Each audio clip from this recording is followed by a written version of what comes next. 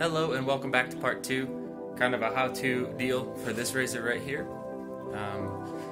Today we're going to be doing bevel, the before heat treat bevel, so I'm going to give you guys a couple of tips and tricks that might make this easier for you. They're not necessarily something you have to do, there's a lot of ways to skin this particular cat, but the bevel, I think as a beginner, is one of the hardest things to get right, so I wanted to go ahead and give you guys a couple of tips, a couple of tricks that I think might help beginners to learn. I wish I would have known them when I was starting. Also, there's going to be a couple of cosmetic things in this video. I'll label it cosmetic somewhere, maybe top left, top right. But if you want, you can go ahead and watch that. But if you don't want to, you don't have to. But it will kind of make more sense later on when the whole video is done, and you'll say, "Oh, that's why I was doing that." So I will see you guys on a more flat surface to kind of give you an idea of how I'm going to manage to make the bevels nice and smooth. And maybe you, if you're a beginner or a pro and want to try something new, can go ahead and utilize this technique. So right now you're sitting on my bandsaw table, which is a perfectly flat surface that I like to use for a lot of things. Now this metal here is about 1/4 inch thick, and this is a 1/4 inch drill bit. What that means is that halfway through the drill bit is going to be halfway through this piece of metal. So I'm just going to lay these things flat, like I'll show you down here by my chin here. I'm going to just lay them both flat, and I'm going to score the metal with the drill bit.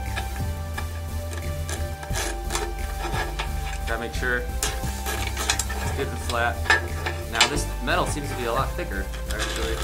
1/4, and that's fine. And you can see here that we've scored 2 lines by flipping it over, and that's pretty much middle-ish. Now we don't want to go perfectly thin yet because heat treating will warp it. So that's going to be like kind of the first thing I'm going to do. Second thing that you can do, and this is what I was talking about, a beginner might just find this helpful, is get one of these. It doesn't have to be digital, doesn't really matter. I'm not even going to turn it on, so go ahead and get one of these, set it to, say, 0.2, right? Now you take it, and you want to run a 0.2 line like this along the edge. Now this is really easy if you have layout fluid, but I don't, so you can kind of see the score mark right there. I'm going to do that on both sides equally. Well, here we go. And now all I'm going to do is I'm going to go 0.4, 0.6, 0.7, or 0.8, kind of go up in increments from there. So, see you guys. Let's probably do a fast forward to that.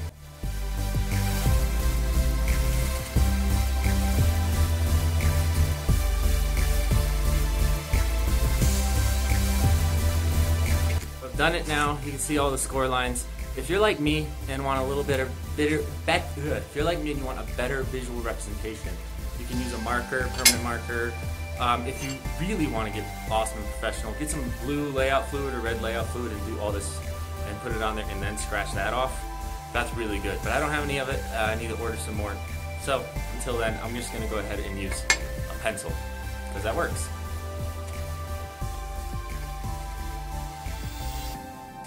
So the pencil's working okay. You can kind of see what I'm talking about. Okay, so now that we've done this, we've scored it, we kind of have a guideline. Don't think of this as something you have to achieve. You don't have to go all the way to the top when you're grinding. You need to stop before it gets too thin. That's what's important.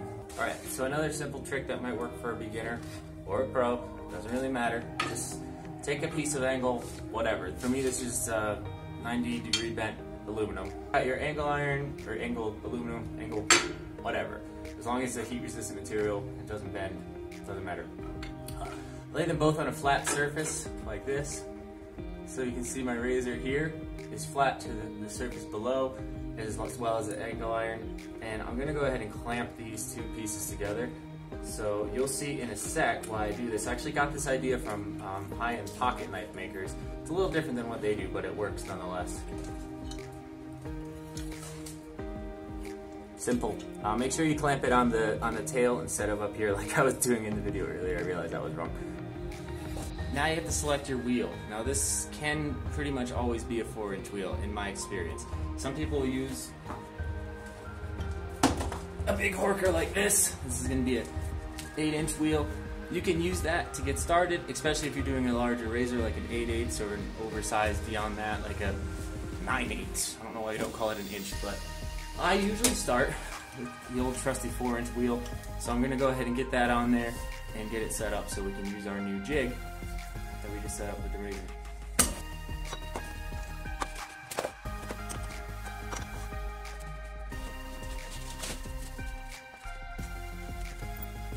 For this part, I'm going to try and get you guys a good angle here. It's really hard to see. But what you want to do is set it up so that you grind the bottom of your razor. You'll see this more when I start working, but for right now, just to kind of imagine that where the wheel meets the metal, I'll turn it an angle there. It's not touching up top, it's not touching it below. You want the apex of that circle to be where it starts cutting, and obviously you want to start cutting at the bottom. So I'll intentionally make a few mistakes along here to show you what most beginners do, and I'll tell you what to do to correct them. Also, I'm using about a 40 grit belt. You can use 36, you can use 0 if you really want to, but a 40, 36 works to get started on your work. You could even use a 60 or an 80, it just take a little bit longer.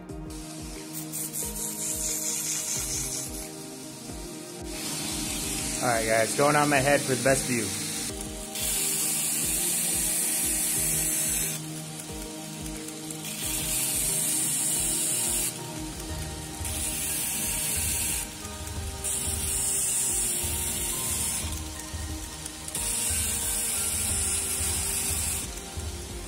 Okay, so at this point, you've started your grind. You're working your way through, and if you're a pro, you'll probably have a side that looks like this, nice and smooth. You can see right down that it's relatively straight. That's good. Now, if this is your first time, or maybe your 100th time, and you're still just it's not clicking, you might end up with something like this. So this is one side where it would be good, and this is another side where it wouldn't. Now, this is why I said to do the lines in it, so you could tell very easily from the lines. Alright, I messed up. Now, I messed up in a couple of ways that I see a lot of people come to my shop and they're new to do. So one, let's talk about the back here. You can see how it goes up and this whole area is low, and then also right there, it's not there. So what's happening there is that they're pushing in. So let's see if I can, they're pushing in like that, and it's grinding in a lot more here than it is over here. Easy way to fix that is one, use less pressure. If you're new, you don't need to be forcing it. And two, remember just to move it a lot. If you stop, you're gonna end up with parts that are ground more often than others. Another one that I did here is the middle. The middle almost is always gonna get ground more. If you think about it, as you're going back and forth, what part of the steel is always touching the sanding paper? It's always gonna be the middle. So you have to be conscious of that and kind of know, okay, the middle might get ground more than this two sides. I need to make sure that I do something about that. You can use light pressure, or you can just take it off further. It's harder back here, but you can just use more pressure. Another one is up here that I did. You can see from the shine of the light that it actually isn't grinding at the bottom. So what happened was, a new person sometimes will try and push and they'll use the pressure, which is fine, you just have to use it sparingly, but they'll try and push at the top of the razor, or the jig, the knife, whatever it is, and it pops the razor up and into it just moves where you're grinding up. If you're seeing this stuff happen, don't panic, it's okay, it happens to all of us.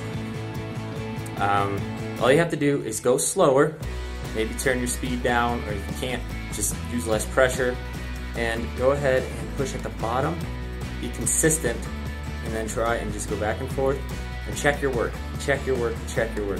A lot of new people, I'll see them check their work maybe every 10 passes, 10 to 20 passes. You'll see me checking my work maybe every 1 or 2 passes. And then once we get into the final grind, which is going to be probably in another video, that's every pass. So check your work, make sure it looks like this. If it doesn't, figure out why and what you can do to change it. How can you make this not be that? Okay, don't push at the top. How can you make this not happen in the middle? Or just be conscious of the fact that the middle is going to be making contact with the sanding belt more often. How can you not get these digs and stuff like that? Don't push so hard. That's going to be your main secret. Alright, let's get back to grinding.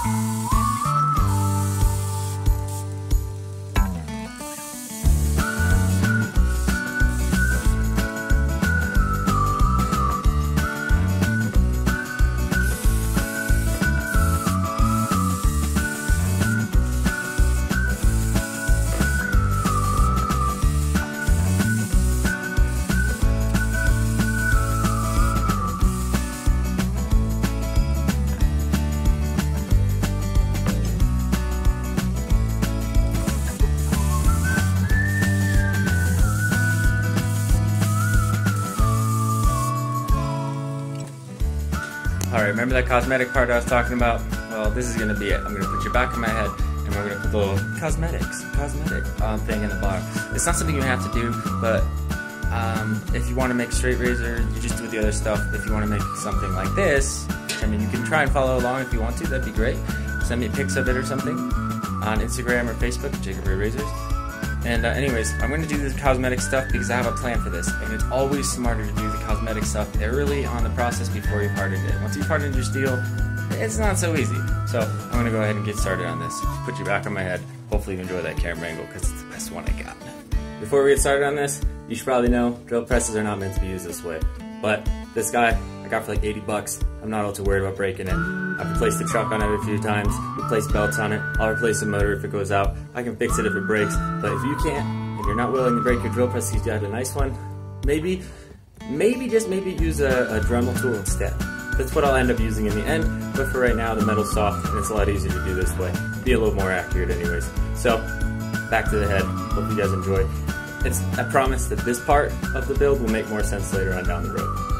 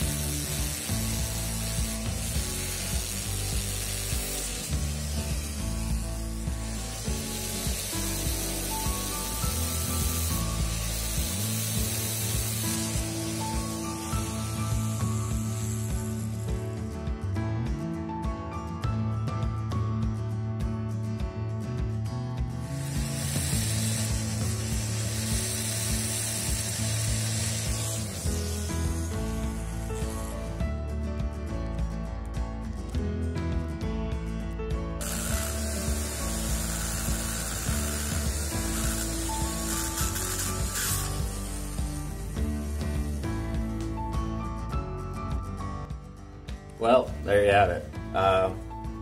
My Grizzly rotary tool may have seen its last. I'm gonna have to do some repairs on that. So far we've gotten to here. Now I'm not gonna try and end the video off here because I really want to get it into heat treat for the video for you guys.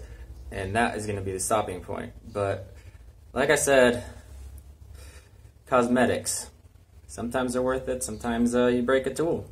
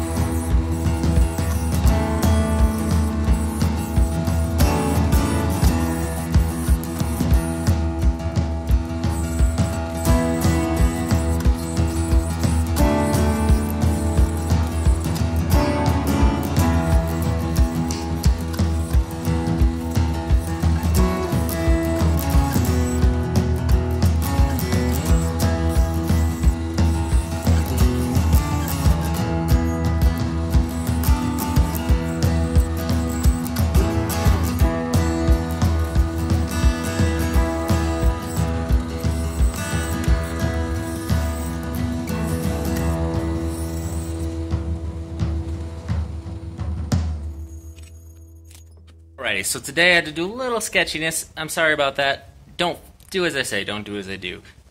Basically, my rotary tool, you saw, it broke. So I had to use other means. Anyways, this is the general idea. Now, after a little bit of time, this thing's going to be pretty, but right now I want to get it into the heat treating oven. Now, with O1 steel, you can follow your spec sheets and know I take it up to 1500 degrees. Hi, Novak. He's got a little ball. And then I quench it in oil. And basically, that's going to be the end of the video today. I guess I could talk about this oven real quick. Now, do you need an oven like this? No. You can make a drum forge, as you see. There are really cheap ways to make forges. And then you heat your steel up to non-magnetic. So right now, if you put a magnet to it, it's magnetic, right? It's steel. But if you have a forge instead of a fancy oven, you can just go ahead and heat the steel up in your forge to a non-magnetic temperature and then quench it in oil. You'll get a very, very similar result. I used to do this all the time before I had this. And this was not my first tool. This was not my second, third, or fourth. In fact, I was making razors for years before I had this. And it's really helpful. It's very consistent, and I really like it. But do you need it? No. So I'm going to go ahead and tell it program 1. So I have a couple of programs for plastics and stuff like that, and glass. So run. No. To be perfectly honest, I don't really understand this thing most of the time anyways. Do I recommend having this section? Like, this is awesome, but this, I don't really know if you need. You probably get a simple dial would be just as good. Maybe an older one with one. But that's really nice if you're doing multiple things, like glass. If you're doing steel, maybe plastics, you can set it and program it to do a bunch of different things. I have to pull out the manual every time I want to set a new program. So, anyways, guys, that's going to be it. The next video will start with this thing being quenched. It's sometimes it's cool, most of the time it's not, simply due to the fact that it's not enough steel to really cause a fire. So you see on like TV and stuff, they'll have big fires and stuff. That only happens when you have a lot of steel. 3 inches, 6 inches of steel. It's not going to heat up the oil enough to make it go. So, anyways, guys, I hope that you enjoyed the video. If you did, hit that like button. Leave a comment. Let me know what I can do different, make it better. And, of course, if you haven't already and you're new to the channel, hit the subscribe button. I'm trying to set this up, trying to do more YouTube videos for everybody. I have an Instagram, Jacob Ray Razors, Facebook, Jacob Ray Razors. Those do really well, but the YouTube needs some love. So, give me that love. I'll return it back to you with more videos. I'll see you guys in the next one. Oh, before that, all of these videos will be looped into one. I'm going to edit them into one giant video where it shows start to finish when I'm done with this project. Get excited about that. Until then, you're just going to have to wait to see what happens next. Bye, guys.